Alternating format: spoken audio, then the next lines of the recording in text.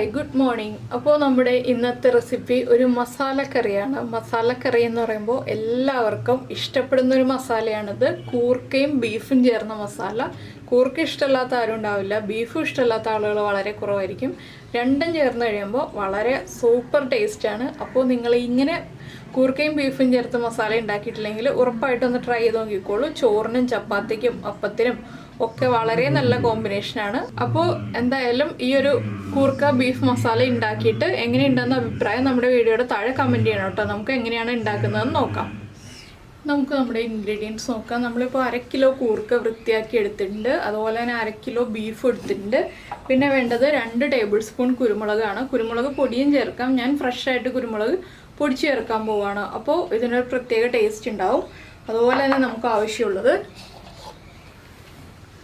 ഒരു വലിയ പീസ് ഇഞ്ചി, അതുപോലെ തന്നെ ഒരു പിടി ഉള്ളി, ഒരു 15 മുതൽ 20 വരെ ഉള്ളി എടുക്കാം നിങ്ങളുടെ ഇഷ്ടമനുസരിച്ച്. എന്താണെന്ന് വെച്ചാൽ ഉള്ളി കൂടുതൽ ചേർക്കുന്നതോറും ടേസ്റ്റ് കൂടും. ഒരു ഉണ്ട വെളുത്തുള്ളി എടുത്തിട്ടുണ്ട്. ഒരു 3 സവോള എടുത്തിട്ടുണ്ട്. സവോള അധികം വേണ്ട, മീഡിയം വലിപ്പത്തിലുള്ള 3 സവോള, പിന്നെ കറിവേപ്പില. പിന്നെ നമുക്ക് ചേർക്കേണ്ടത് പൊടികളൊക്കെയാണ്. അപ്പോൾ ആദ്യം നമുക്ക് ഈ ബീഫ് ഒന്ന് കുക്ക് ചെയ്യാൻ വയ്ക്കാം. അതിനുശേഷം കൂർക്ക കുക്ക് ചെയ്യാം. കൂർക്ക ഞാൻ പകുതി കുക്ക് ചെയ്തെടുത്തിട്ടുള്ളതാണ്, പകുതിയെ കുക്ക് ചെയ്തിട്ടുള്ളൂ. അപ്പോൾ ബാക്കിയുള്ളത് ബീഫിൻ്റെ കൂടെ ചേർത്ത് കുക്ക് ചെയ്തെടുക്കാം. ബീഫ് ഒന്ന് കുക്കായി വരട്ടെ. ആദ്യം നമുക്ക് ബീഫ് കുക്ക് ചെയ്യാനായിട്ട് ആദ്യം ചേർക്കേണ്ടത് എന്താണെന്ന് വെച്ചാൽ നമ്മുടെ കുരുമുളകൊന്ന് പൊടിച്ചെടുക്കണം. അതുപോലെ തന്നെ ബീഫ് ഒരു കുക്കറിലേക്ക് മാറ്റുക. ബീഫിൽ കുറച്ച് വെള്ളം ഉണ്ടെങ്കിലും കുഴപ്പമില്ല കേട്ടോ. നമുക്ക് കുറച്ച് വെള്ളം ചേർത്തിട്ട് വേണം ബീഫ് വേവിക്കാനായിട്ട്. എന്താണെന്ന് വെച്ചാൽ ചില ബീഫിന് കുക്കിംഗ് ടൈം കൂടുതലായിരിക്കും, ചില ബീഫിന് കുക്കിംഗ് ടൈം കുറവായിരിക്കും. അത് നമുക്ക് അറിയില്ലല്ലോ ഏത് ബീഫിനാണ് കുക്കിംഗ് ടൈം കൂടുതലുള്ളത്, ഏതിനാണ് കുറവുള്ളതെന്ന്. അപ്പോൾ ഞാൻ എന്താ ചെയ്യാന്ന് വെച്ചിട്ടുണ്ടെങ്കിൽ ബീഫ് ഒരു വിസിൽ വരുന്നത് വരെ ഹൈ ഫ്ലെയിമിൽ വയ്ക്കും. അതിനുശേഷം അരമണിക്കൂർ ലോ ഫ്ലെയിമിൽ വയ്ക്കും. വിസിൽ വന്നാലും കുഴപ്പമൊന്നുമില്ല. ഈ അരമണിക്കൂറിനുള്ളിൽ ലോ ഫ്ലെയിമിൽ വെക്കണമെന്ന് മാത്രമേ ഉള്ളൂ. അപ്പോൾ ബീഫ് നന്നായിട്ട് സോഫ്റ്റായിട്ട് കുക്കായി കിട്ടും. ഇതിലേക്ക് നമുക്കിപ്പോൾ മുളക് പൊടി ചേർക്കാം. മുളക് പൊടി എരിവുള്ള മുളക് പൊടിയാണ്.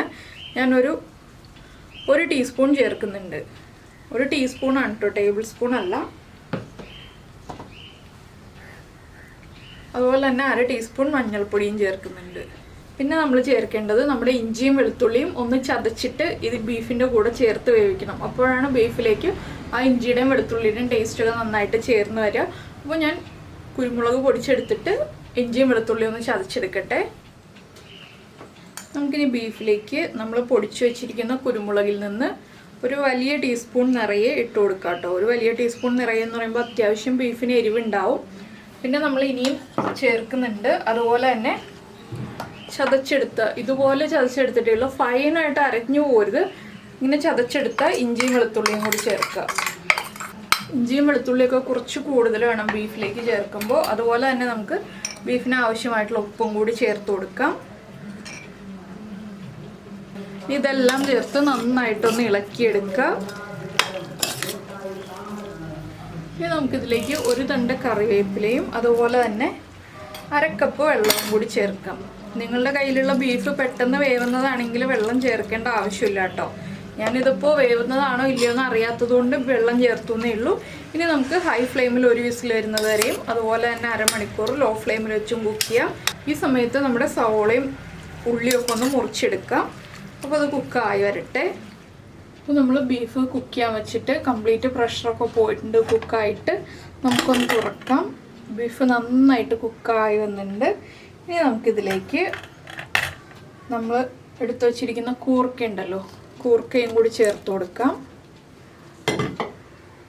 കൂർക്ക ഹാഫ് കുക്കായതാണ്. ഇനി എല്ലാം ചേർന്ന് ഒന്നുകൂടി ഒന്ന് കുക്കായി വരണം. ബീഫിൻ്റെ നെയ്യൊക്കെ കൂർക്കയിലേക്ക് ഒന്ന് പിടിച്ചു വരണം. അപ്പോൾ നമുക്കിനി വീണ്ടും ഫ്ലെയിം ഓൺ ചെയ്ത് ഒരു മീഡിയം ഫ്ലെയിമിൽ വെച്ച് വെള്ളം കുറച്ചൊന്ന് വറ്റിച്ചെടുക്കാം. നിങ്ങൾക്ക് ഗ്രേവിയോടുകൂടി വേണമെന്നുണ്ടെങ്കിൽ കുറച്ച് വെള്ളം വറ്റിക്കുക. ഗ്രേവി ഇല്ലാതെ വേണമെന്നുണ്ടെങ്കിൽ മുഴുവൻ വെള്ളം വറ്റിച്ചെടുക്കാം കേട്ടോ. അപ്പോൾ ഞാൻ ചെറിയൊരു ഗ്രേവി ഉള്ള രീതിയിൽ ഒന്ന് പൊതിഞ്ഞിരിക്കുന്ന രീതിയിലാണ് ചെയ്യാൻ പോകുന്നത്. അപ്പോൾ ഈ കൂർക്കയും ബീഫും ചേർന്നൊന്ന് കുക്കായി വരട്ടെ. ഈ സമയത്ത് നമുക്ക് നമ്മുടെ ബാക്കിയുള്ള മസാലകളൊക്കെ ഒന്ന് വഴറ്റിയെടുക്കാം. നമ്മളിപ്പോൾ മസാല റെഡിയാക്കാനായിട്ട് ഒരു ചട്ടി വെച്ചിട്ടുണ്ട്. ചട്ടിയിലേക്ക് വെളിച്ചെണ്ണ ഒഴിക്കാം. ഞാൻ കുക്കർ നീക്കി വെച്ചിട്ടുണ്ട് കേട്ടോ. അടുത്ത ബർണറിൽ നമ്മുടെ ബീഫും കൂർക്കയും ചേർന്ന് തിളച്ചുകൊണ്ടിരിക്കുന്നുണ്ട്. ഈ വെളിച്ചെണ്ണ ഒന്ന് ചൂടായി വരട്ടെ. അപ്പോൾ നമ്മുടെ വെളിച്ചെണ്ണ ചൂടായി വന്നിട്ടുണ്ട്. നമുക്കിതിലേക്ക് മുറിച്ച് വെച്ചിരിക്കുന്ന ഉള്ളിയും സവോളയും ചേർക്കാം. മുഴുവൻ സവോളയിലും ചെയ്യാം കേട്ടോ, പക്ഷെ ഉള്ളി ചേർക്കുമ്പോൾ കൂടുതൽ ടേസ്റ്റ് വരും, അതുകൊണ്ടാണ് നമ്മൾ ഉള്ളി ചേർക്കുന്നത്. ഇതിലേക്ക് നമുക്ക് കറിവേപ്പില ചേർക്കാം. വെളുത്തുള്ളി ഇഞ്ചിയൊക്കെ നമ്മൾ ബീഫിൽ ചേർത്തതുകൊണ്ട് തന്നെ ഇനിയിപ്പോൾ ഇതിലേക്ക് വെളുത്തുള്ളി ഇഞ്ചിയും ചേർക്കേണ്ട ആവശ്യമില്ല. ഈ സവോളയും ഉള്ളിയും ഒന്ന് കളറ് ചേഞ്ച് ആയി വരുന്നത് വരെ ഇളക്കി കൊടുക്കുക. ഇതിലേക്ക് കുറച്ച് ഉപ്പും കൂടി ചേർത്ത് കൊടുക്കാം. ഈ സവോളയ്ക്ക് ആവശ്യമായിട്ടുള്ള ഉപ്പ്, കുറച്ച് ഉപ്പ് ചേർക്കുന്നുള്ളൂ.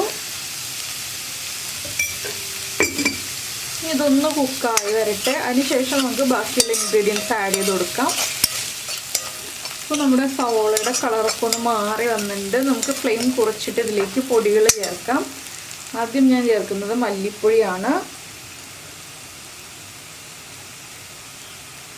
1 ടീസ്പൂൺ മല്ലിപ്പൊടി മതി കേട്ടോ, ഒരുപാട് മല്ലിപ്പൊടി വേണ്ട. എന്താണെന്ന് വെച്ചിട്ടുണ്ടെങ്കിൽ ഒരുപാട് മല്ലിപ്പൊടി ഉണ്ടെങ്കിൽ നമ്മുടെ ബീഫിന് ടേസ്റ്റ് ഉണ്ടാവില്ല. അതുകൊണ്ടാണ് 1 ടീസ്പൂൺ മല്ലിപ്പൊടി എന്ന് പറയുന്നത്. നമ്മൾ ബീഫിലേക്ക് മുളക് പൊടിയും മഞ്ഞൾപ്പൊടിയും ചേർത്തിട്ടുണ്ട്. അതുകൊണ്ട് സവോളയ്ക്ക് ആവശ്യമായിട്ടുള്ള മുളക് പൊടിയും മഞ്ഞൾപ്പൊടിയും മാത്രം ചേർക്കാം. ഒരു 1/4 ടീസ്പൂൺ മുളക് പൊടി. ബീഫ് ഒന്ന് ടേസ്റ്റ് ചെയ്ത് നോക്കുക, എരിവൊക്കെ കറക്റ്റാണോ എന്നുള്ളത്. അതിനനുസരിച്ച് വേണം നമ്മൾ സവോളയിലേക്ക് മുളക് പൊടിയും മഞ്ഞൾപ്പൊടിയും ചേർക്കാൻ. 1/4 ടീസ്പൂൺ തന്നെ മഞ്ഞൾപ്പൊടി. പിന്നെ നമ്മൾ ചേർക്കുന്നത് 1 ടീസ്പൂൺ കുരുമുളക് പൊടി. നേരത്തെ നമ്മൾ 1 ടീസ്പൂൺ നിറയെ എടുത്തിരുന്നു, ഇതിപ്പോൾ 1 ടീസ്പൂൺ ലെവലായിട്ടാണ് നമ്മൾ എടുക്കുന്നത്. പിന്നെ നമുക്ക് വേണ്ടത് ഗരം മസാലപ്പൊടി. 1 ടീസ്പൂൺ തന്നെയാണ് ഞാൻ ഗരം മസാലപ്പൊടിയും ചേർക്കുന്നത്. നിങ്ങൾക്ക് മീറ്റ് മസാല ചേർക്കണം എന്നുണ്ടെങ്കിൽ മീറ്റ് മസാല ചേർക്കാം കേട്ടോ, രണ്ടും ആയാലും കുഴപ്പമില്ല. അപ്പോൾ ഞാൻ ഗരം മസാലപ്പൊടി ചേർത്തുന്നേ ഉള്ളൂ. ഇനിയിപ്പോൾ ഇത് എല്ലാം ചേർത്ത് നന്നായിട്ട് ഇളക്കി ഈ പൊടികളുടെ റോ ടേസ്റ്റ് ഒന്ന് മാറി വരുന്നത് വരെ ഇളക്കി കൊടുക്കുക. നമ്മൾ ബീഫിലേക്ക് മസാല ചേർത്തിട്ടില്ലല്ലോ, ഗരം മസാലപ്പൊടി ഒന്നും ചേർത്തിട്ടില്ല. അപ്പോൾ അതുകൊണ്ടാണ് 1 വലിയ ടീസ്പൂൺ നിറയെ നമ്മൾ ഗരം മസാലപ്പൊടി ചേർത്തത്. ഇനിയിപ്പോൾ നന്നായിട്ട് പൊടികളുടെ റോ ടേസ്റ്റ് മാറി വരണം, അതുവരെ ഇളക്കി കൊടുക്കുക. ഒരു 2 മിനിറ്റ് എടുക്കും പൊടികളൊന്ന് കുക്കായി വരാൻ. സവോള ആണെങ്കിൽ ഒരുപാട് ബ്രൗൺ ആയി പോകണ്ട. സവോള ഒരുപാട് പൊരിഞ്ഞു പോകുന്നതിനേക്കാൾ നല്ലത് ചെറുതായിട്ടൊന്ന് കുക്കായി വരുന്നതാണ്. നമുക്കപ്പോൾ സവോളയും എല്ലാം ചേർന്ന് ബീഫിലേക്ക് മിക്സ് ആയി കിട്ടിക്കോളും.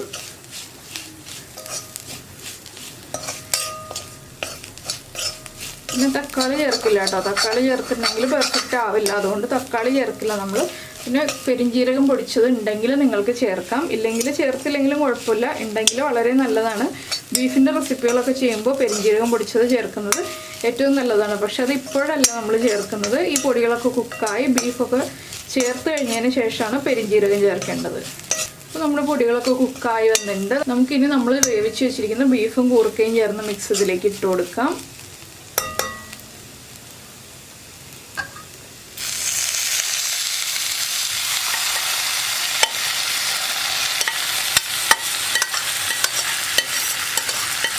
കുറച്ച് വെള്ളത്തോടു കൂടി തന്നെയാണ് നമ്മൾ ചേർക്കുന്നത്, അധികം വെള്ളമില്ല, കുറച്ച് വെള്ളമുണ്ട്.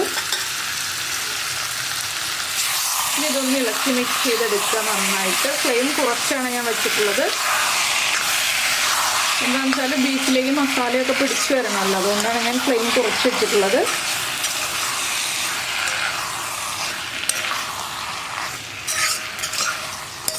നല്ല കുരുമുളകിൻ്റെ മണവും ഒക്കെ വരുന്നുണ്ട്.